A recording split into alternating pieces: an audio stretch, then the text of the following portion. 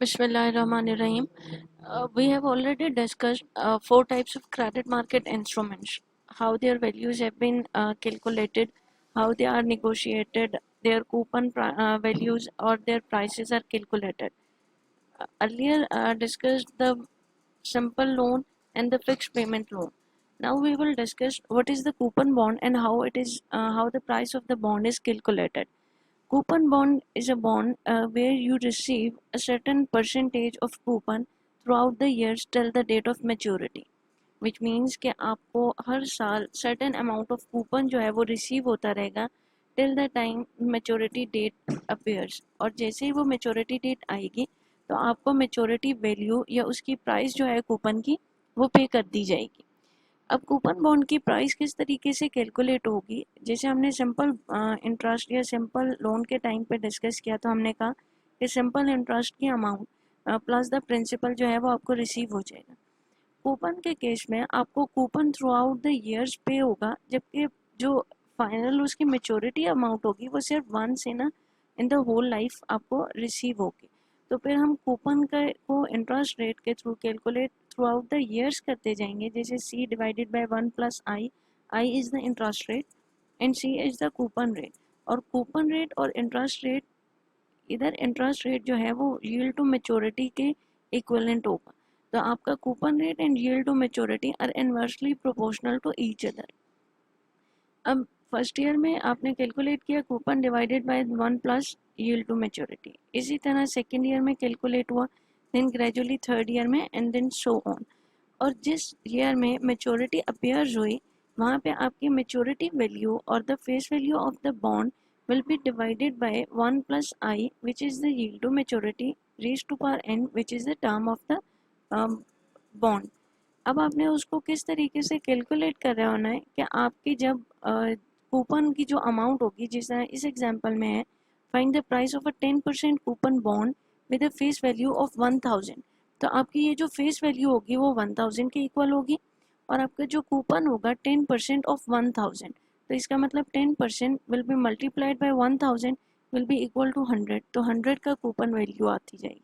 12% yield to maturity and 8 years to maturity, तो आपके पास interest क्या आ जाएगा 12%, और years to maturity मीन्स जो आपके पास रेज टू पावर n है वो कितना आ जाएगा 8।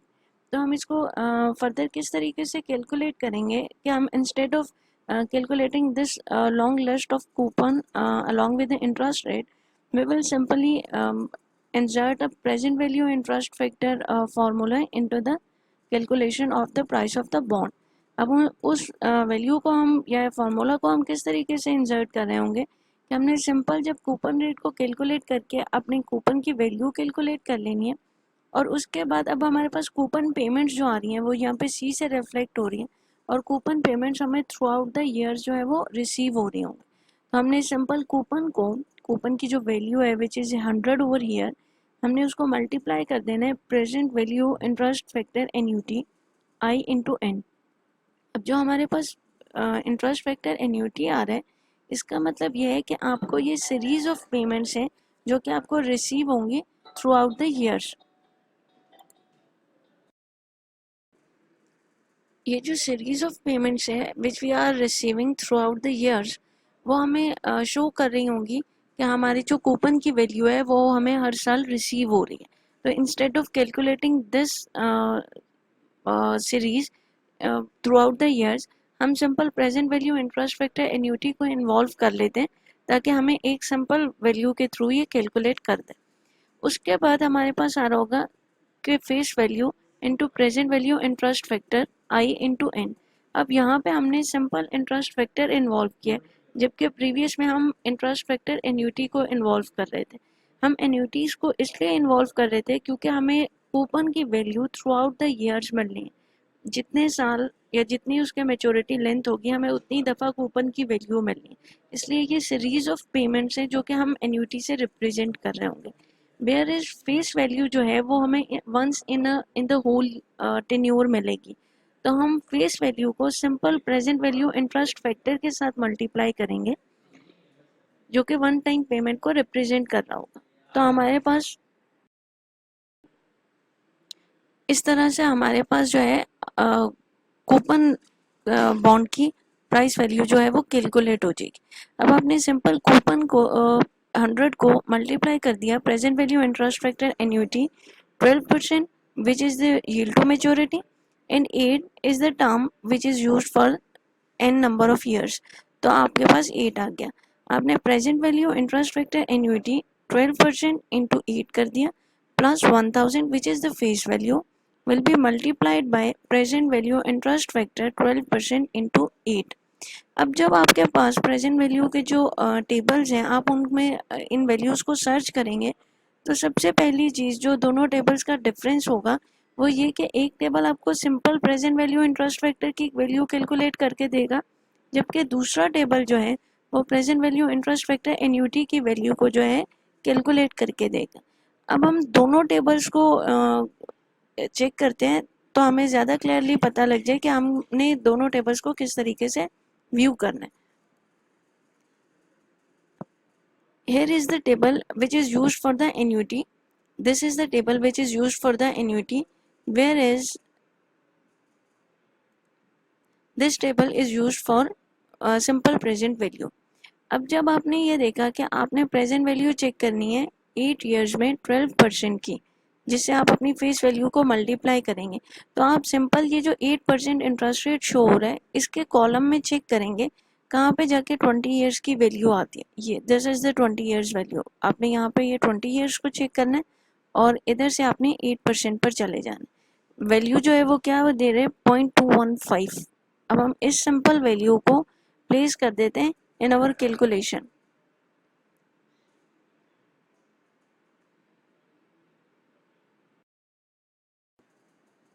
Sorry for the misunderstanding. हमने 8 ईयर्स में 12% को देखना था, जबकि मैंने उसको गलत ईयर में जो है वो काउंट कर लिया। अभी अगर हम इसको दोबारा से सर्च करें तो हमारे पास जो सिंपल प्रेजेंट वैल्यू का टेबल है उसमें हम 12% वाले कॉलम में जाएंगे, रीज़न बीइंग कि हमारा 12% रेट है और हम उसको 8 ईयर्स में चेक कर रहे होंगे। तो आपके पास 8 ईयर्स की जो वैल्यू आती है वो यहाँ से व्यू हो रही होगी जो under the head of periods mention है। तो आपने जो 8 नंबर पर जो वैल्यू गिवन है दिस इज 0.404। इसका मतलब जो 12% रेट हो और 8 ईयर टेन्योर हो उसका बॉन्ड का, तो उसकी प्रेजेंट वैल्यू सिंपल आपको 0.404 का रेट दे रही होगी। तो आप इसको 0.404 के रेट को अपने क्वेश्चन में एंटर करेंगे जहाँ पे आपकी फेस वैल्यू के साथ ये मल्टीप्लाई हो रहा होगा, because we are using present value interest factor simple not annuity over here. तो हम इस 0.404 को यहाँ पे प्लेस कर देंगे। After that placement now we will search for the present value interest factor annuity 12% into 8 years. अब हम सर्च करते हैं कि present value interest factor annuity की क्या वैल्यू होगी। तो जो सेकंड टेबल हमारे पास अवेलेबल है this is the present value for an annuity. तो उसमें चेक करते हैं 12% को 8 ईयर्स में, यहाँ पे आपके पास 8 ईयर्स की वैल्यू आ रही होगी, this is 8 number of periods and we are having this is the 12% rate. तो हमारे पास वैल्यू आ रही है 4.968 और 88। अब हम इस वाली वैल्यू को इंसर्ट करते हैं अपने पास यहाँ पे 100 इंटू 4.988। अब जब इनको कैलकुलेट करने के बाद हमारे पास वैल्यू आ जाती है 902.8 की। इसका मतलब बॉन्ड जो कि जिसकी फेस वैल्यू 1000 है, जो आपको 12% यील्ड टू मैच्योरिटी दे रहा है, उसका कूपन रेट 10% है और 8 ईयर्स उसका टेन्योर है, तो वो आपको इस वक्त उस बॉन्ड की जो प्राइस होनी चाहिए वो 902.8 है। This is the present value of amount going to be received. अब हमने डिस्कस ये करना है कि यील्ड टू मैच्योरिटी और कूपन में क्या डिफरेंस होता है। तो हम ऑलरेडी हम इसको डिस्कस कर चुके हैं कि यील्ड टू मैच्योरिटी और कूपन जो है वो इन्वर्सली प्रोपोर्शनल होते हैं एक दूसरे के। उसके रीज़न क्या है कि जैसे ही आपकी यील्ड टू मैच्योरिटी इंक्रीज होती है आपका कूपन रेट उसके ऑपोजिट रिएक्ट कर रहा होता है, साइमल्टेनियसली आपकी प्राइस ऑफ द बॉन्ड भी उसके अगेंस्ट रिफ्लेक्ट हो रही होती है। उसकी रीज़न क्या है कि जैसे ही आपने ये देखें कि यील्ड टू मैच्योरिटी 12% थी which is greater than the coupon rate which is 10%, तो आपकी बॉन्ड की price is less than the face value of the bond which is 1000। जैसे जैसे आपका यील्ड टू मैच्योरिटी इंक्रीज होती जाएगी आपकी बॉन्ड की प्राइस जो है वो डिक्रीज होती जाएगी। इसी तरह जैसे ही आपका कूपन रेट आपके यील्ड टू मैच्योरिटी से इंक्रीज होता जाएगा, आपके बॉन्ड की प्राइस जो है वो उसकी फेस वैल्यू से इंक्रीज होती जाएगी। इसकी रीज़न क्या है? इसकी सबसे पहली रीज़न ये है कि आपकी yield to maturity is placed in the denominator over here. तो आपका प्राइस और आपका yield to maturity are inversely proportional to each other. तो जैसे जैसे आप यील्ड टू मैच्योरिटी को इंक्रीज करते जाएंगे, आपकी प्राइस ऑफ द बॉन्ड जो है वो डिक्रीज होती जाएगी। और ऑन द ऑपोजिट साइड आप जैसे यील्ड टू मैच्योरिटी को डिक्रीज करते जाएंगे, आपकी प्राइस ऑफ द बॉन्ड जो है वो इंक्रीज होती जाएगी। When the coupon bond is priced at its face value, the yield to maturity equals the coupon rate। कि जब yield to maturity और coupon rate सेम है, तो आपके पास जो बॉन्ड की प्राइस है वो 1000 या उसकी फेस वैल्यू के इक्वलेंट होगी। इसी तरह जब price of a coupon bond and the yield to maturity are negatively related, as we have already discussed and witnessed, that is as the yield to maturity rises, जैसे जैसे वो बढ़ती जाएगी, the price of the bond falls, वैसे वैसे bond की price जो है वो कम होती जाएगी। And if the yield to maturity falls, the price of the bond rises. तो ये नेगेटिव रिलेशनशिप हो गया दोनों के बीच में। इसके बाद आता है the yield to maturity is greater than the coupon rate when the bond price is below its face value. अब हमारे पास तीन तरह के डिफरेंट सिनेरियोज आ गए जो हम डिस्कस करेंगे। अब ये थ्री डिफरेंट सिनेरियोज क्या है? डेट coupon rate is equal to yield to maturity is the first scenario, or the opposite side, coupon rate is less than yield to maturity, and the third scenario is that coupon rate is greater than yield to maturity।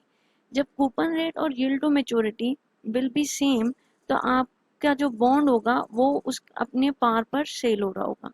जब आपका coupon rate is less than the yield to maturity, तो आपका जो bond है वो discount पे यानी lesser price पे than the face value sale हो रहा होगा। आपकी yield टू मैच्योरिटी ज़्यादा है कूपन रेट से, आपका बॉन्ड की जो प्राइस है वो फेस वैल्यू से कम है।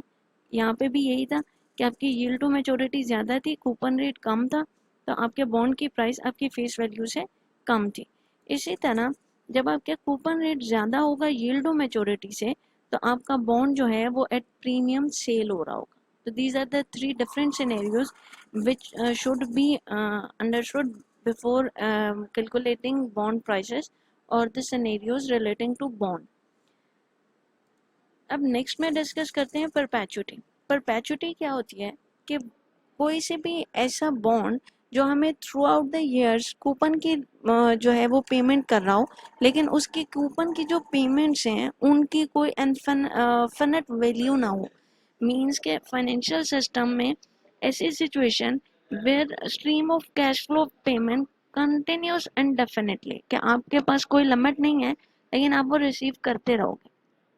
पर्टिकुलरली परपेचुटी जो होती है वो सीरीज ऑफ कैश फ्लोज होती है that keep paying you on that keep on paying you forever।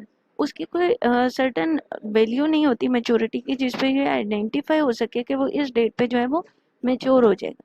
Mostly जो परपेचुटीज होती हैं वो कंसोल से उनको कंसोल भी कहा जाता है। मीन्स जो सिर्फ आपको कूपन की पेमेंट दे रही हैं और उसके अलावा आपको कोई भी पेमेंट जो है वो रिसीव नहीं होगी। अगर हम एग्जाम्पल को डिस्कस करें परपेचुटी की, तो सिंपल एग्जांपल हम अपनी रियल लाइफ से कंसिडर करें तो रेंट जो है वो परपेचुटी होता है। अब जो ओनर ऑफ द हाउस है वो जो बिल्डिंग उसने कंस्ट्रक्ट की है और हाउस जो उसने कंस्ट्रक्ट किया है वो उसका एसेट हो जाएगा, और वो जब उसको रेंट आउट करें तो जो रेंट पेमेंट्स वो रिसीव करेगा those will be the coupon payments and it will be received through out the years. कि जो रेंट की पेमेंट्स हैं वो आपको थ्रू आउट द लाइफ या through out the uncertain maturity आपको रिसीव होती रहेंगी जब तक आपका रेंट का कॉन्ट्रैक्ट जो है वो चलता रहेगा। तो rent is the best example of the perpetuity. इसके अलावा आपके जो प्रेफर्ड स्टॉक होता है या प्रेफर्ड शेयर्स होते हैं वो भी एग्जांपल हैं परपेचुटी की, जिसमें एक सर्टेन परसेंटेज जो है वो कंपनी अनाउंस करती है कि वो आपको मिलती रहेगी till the date you are having that. तो वो उसकी इनफिनिट है, क्योंकि हमने जब अकाउंटिंग भी पढ़ी या जब हम फाइनेंशियल्स पढ़ते हैं तो हम एक चीज़ को कंफर्म रखते हैं कि ऑर्गेनाइजेशन जो है वो गोइंग कंसर्न के कॉन्सेप्ट पर वर्क करती है। मीन्स कि उसकी वर्किंग जो है वो यही कहीं पे भी नहीं मेंशन होता कि ये 2 साल या 4 साल वर्किंग करेगी। उसका कॉन्सेप्ट या अंडरस्टैंडिंग यही होती है कि वो through out the years work करती रहेगी। तो जब ऑर्गेनाइजेशन गोइंग कंसर्न के कॉन्सेप्ट को फॉलो करती है तो इट मीन्स कि वो जो भी उसके प्रेफर्ड स्टॉक हैं वो उनको through out the life certain percentage जो है वो पे करेगी। तो परपेचुइटी की एक एग्जांपल तो रेंट पेमेंट्स होगी and the other example is the preferred stock. अब परपेचुइटी को कैलकुलेट किस तरीके से किया जाता है, that the perpetuity value is equal to C is the coupon and R is the interest rate which you are having on that perpetuity। ठीक है, कूपन पेमेंट होगी और R is the interest। अब एग्जांपल को discuss करते हैं। what is the yield to maturity on a bond that has a price of $2000 and pays $100 annually forever। अब आपके पास अगर इस फॉर्मूला में आप वैल्यूज को इंसर्ट करें तो आपके पास प्राइस ऑफ द परपेचुइटी कितनी है, $2000 which is mentioned over here and page $100 annually for ever. तो इसका मतलब कूपन की पेमेंट जो है वो $100 की है। यील्ड टू मैच्योरिटी क्या होगी कि जब आप वैल्यूज को इंसर्ट करेंगे तो प्रेजेंट जो परपेचुइटी की वैल्यू है वो $2000 will be equal to $100 which is the coupon payment and divided by the R which is the yield to maturity। अब yield to maturity will be equal to $100 divided by $2000 and the resultant value of the yield to maturity will be 5%। it means कि जो perpetuity आपने 2000 में ख़रीदी है और वो आपको 100 जो है डॉलर्स हर साल हमेशा पे करती रहेगी, वो आपको 5% का इंटरेस्ट जो है वो पे कर रही है। इसी तरह अगर इस एग्जांपल को चेक करें तो कंपनी रिच पेज $2 इन डिविडेंड्स एनुअली। अब हम प्रेफर्ड स्टॉक वाली एग्जांपल जो हमने डिस्कस की थी रियल लाइफ से उसके ही एक एग्जांपल प्रॉब्लम को सॉल्व कर रहे हैं। pays $2 in dividends annually and estimates that they will pay the dividends indefinitely। How much are investors willing to pay for the dividend with a required rate of return of 5%। इसमें वो कह रहे हैं कि अगर 2% का आपको कूपन रिसीव हो थ्रू आउट द ईयर्स और 5% उसका इंटरेस्ट पेमेंट हो तो उस डिविडेंड के अमाउंट के लिए इन्वेस्टर उस शेयर को कितने प्राइस पर परचेज करना चाहेगा। ठीक है, उसकी विलिंगनेस पूछिए कि अगर आपको कूपन पेमेंट $2 या डिविडेंड की पेमेंट $2 हो और उसका रिटर्न रेट ऑफ रिटर्न जो है वो 5% हो तो थ्रू आउट द ईयर्स आप उस शेयर को कितने में परचेज करना चाहते हो या आपको कितने में वो परचेज करना बेनिफिशियल लगता है। तो हम इस फॉर्मूला में वैल्यूज को पुट करते हैं तो आपकी कूपन की वैल्यू जो है वो $2 है और आपका इंटरेस्ट रेट जो है वो 5% है। तो सिंपली $2 डिवाइडेड बाय 5%। तो जो आपकी परपेचुइटी की वैल्यू है यानी जो शेयर आप परचेज करोगे वो $40 का होगा और वो share through out the life आपको हर साल $2 की कूपन देता जाएगा और उसका यील्ड टू मैच्योरिटी या इंटरेस्ट रेट जो है वो 5% का होगा। This is how we calculate the value और द इंटरेस्ट और the purchasing value of the perpetuity. अब जब इतना सारा कुछ डिस्कस किया, डिफरेंट बॉन्ड्स को डिस्कस किया, परपेचुइटी को डिस्कस किया, प्रेजेंट वैल्यू किस तरीके से कैलकुलेट हो रही है, तो इस सब के लिए हमें लिंक करना पड़ेगा कि हम जो इंटरेस्ट रेट को डिफाइन कर रहे थे या यूज़ कर रहे थे वो किस तरीके से कैलकुलेट हो रहा था और उसकी किस डिफ्रेंसिएशन जो है वो डिफरेंट इंटरेस्ट रेट की वो किस तरीके से होती हैं।